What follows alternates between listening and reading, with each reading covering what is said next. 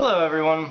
I don't normally do this, but I've had a couple of my friends ask me on my thoughts on the new Star Wars trailer, and since I don't get to see most of you very often because I live 6 hours away, I could sit there and type in text posts on Facebook and stuff, but since 80% of all human communication is nonverbal, that's not really getting the full extent of it. I had a less than positive, or at least completely positive review of the trailer from what I anticipated, and just for various reasons. You start off with the typical trailer stuff. Tell you it's your green sign. Oh, a movie trailer, awesome. And sand, great. We're on Tatooine again, because that's original. Okay, there's a random stormtrooper. Why? And he's got his helmet off. Rolly droid.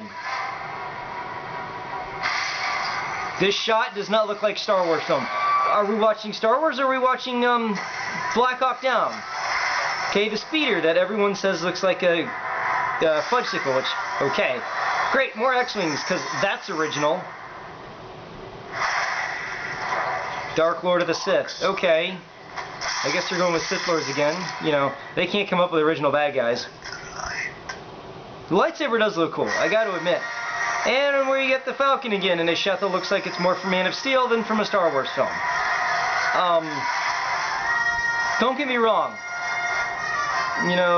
The shots look cool and everything, but there's a certain feel to Star Wars that I feel like this trailer is missing. And I know that for some of you, you didn't like the prequels, but I became a fan of Star Wars because of Episode 1. So for me, I love all the films. There's not one film that I prefer over another. It's kind of like your kids. You don't love one or another. You may like one better than another at certain times, but the films are such a part of not just a movie experience for me and for some people, but they truly are part of. There's a reason we're fans of them, much like sports fans. Find anyone who's a true diehard Dallas Cowboys fan, and they have reasons. Or Cubs fans. Yeah, they suck most of the time, but they're fans of them for a reason. And I'm a Star Wars fan because I love that galaxy far, far away. And after seeing that trailer, that does not make me think that this exists in a galaxy far, far away. In fact, some of those shots, I know you could reproduce on either a green screen or in somebody's backyard. It's big backyard, and good green screen shots. There's nothing wrong with that. But I just kind of feel like the trailers in Episode 7 is pandering to the older fans, and I feel like that's a huge misstep for Star Wars. I feel like one thing that George didn't matter if people agreed with him or not. He stuck to his guns and he said, you know what? I'm making this as a kid's film designed for kids of this generation. And I know that there's a lot of you guys out there saying, Matthew, you're completely wrong. It's a film that was made for adults and kids just happen to like. You're completely wrong again. Star Wars was always designed as a kid's film. Centered, inspired by George's love of Saturday matinee serials like Flash Gordon and Buck Rogers from the 1930s. And 40s. That's what helped to bring Star Wars about. Not this idea of, hey, I want to make a really cool film, and hey, great, kids like it. No, it was completely the other way around. Find me a Star Wars fan who saw Star Wars after the age of 30 for the first time. You're not. You're not going to find that. A true diehard Star Wars fan is someone who saw them when they were about 6 or 7 and fell in love with it. I'm one of the few. I was very rare. I didn't see a Star Wars film till I was about 12 or 13 years old when I first met Hunter. And I didn't love them at first, quite honestly.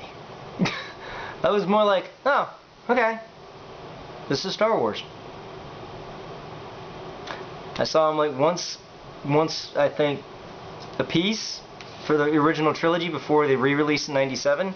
We saw each of the films in the re-release, and then once I saw Episode 1, I was hooked, and part of that was because it felt like I was in a galaxy far, far away.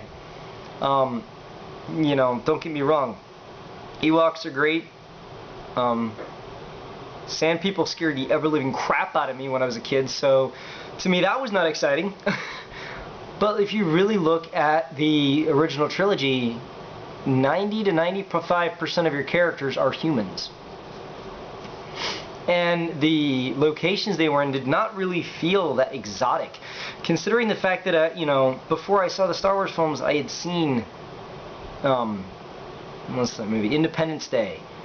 And, you know, Alien had been out. And Terminator. And countless other science fiction fantasy films that drew you in. So for me, you know, seeing the original trilogy at an older age, at an older time, was kind of a, you know, a different introduction for me. So seeing Episode 1, and I was seeing this, you know, Coruscant, a planet that's one big city, you know, was incredibly interesting to me. And then we get to Episode 2, and we have Geonosis, and we have Camino. And then we get to Episode 3 and we have all those other just really interesting and different settings. It draws you into truly a galaxy far, far away. It's a fantasy film more than it's a science fiction film. And I kind of feel like, and granted it's a teaser trailer, it doesn't show you much, but I hope that we get more of that fantasy feel that Star Wars should have. That fantasy Saturday matinee serial, that feel. That's the feel that we should be having from a Star Wars movie. It should not feel like a science fiction film. It should not feel like a modern film. It should feel like a timeless classic that's a fantasy period piece.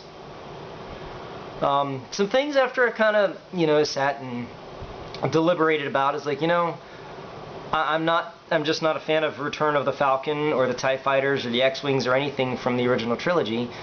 I wanted to see something new. And I kind of did and I kind of didn't.